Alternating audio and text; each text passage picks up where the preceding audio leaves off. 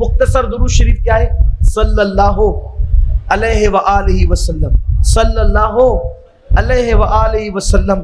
जो 1000 बार दुरूद पढ़ेगा, कसरत से दुरूद पढ़ेगा, मरने के बाद उसके जिस्म को कब्र की मिट्टी नहीं खा सकती, उसका जिस्म सही सलामत रहेगा।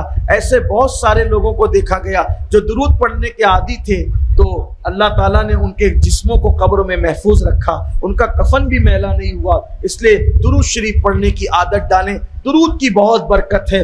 एक शख्स था, बहुत पापी, बड़ा मुजरिम, बड़ा गुनहगार, अपने बेटे के साथ हज के लिए निकला, रास्ते में उसका इंतकाल हो गया।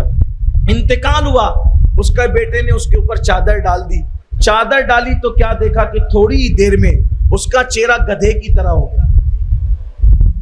जा रहा था हज के लिए, गुनहगार इतना था कि हज को तो पहुंच नहीं पाया, लेकिन मरा तो चेहरा गधे की तरह हो गया। और बेटे को और सदमा हुआ, पहले तो ये मर गया, उसके बाद बाप का चेहरा गधे की तरह हो गया, शक्ल बदल गई।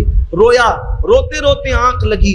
जब आंख लगी तो क्या देखा कि ख्वाब में एक नूरानी चेहरे वाले, काली जुल्फों वाले, सियाह दाढ़ी वाले, जिनके बदन से खुशबू की लपेटें उठ रही थी और लिबास बिल्कुल साफ सुथरा था, साफ और शफाफ था लिबास। वो आए, आने के बाद चादर हटाई और उसके चेहरे पे हाथ फेरा। जब हाथ फेरा तो उसका चेहरा 14वीं रात के चांद की तरह चमकने लगा।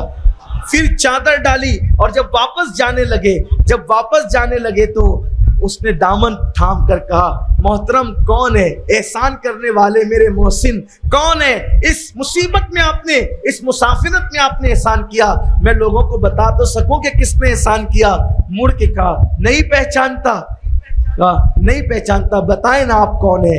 कहा कि तू जिसका कलेमा पढ़ता है वही मोहम्मदुर रसूलुल्लाह है। कहा, हुजूर आप आए हैं। मेरा बाप तो बहुत गुनहगार था, पापी था, आपने उसका चेहरा चमकाया। कहा, था गुनहगार लेकिन मुझ पे दुरूद पढ़ता था, मुझ पे दुरूद पढ़ता था, तो जो मुझ पे दुरूद पढ़ता मैं उसको कैसे भूल सकता हूँ। और फिर हुजूर तशरीफ ले गए तो आंख खुली तो पूरा माहौल खुशबू से मुअत्तर था।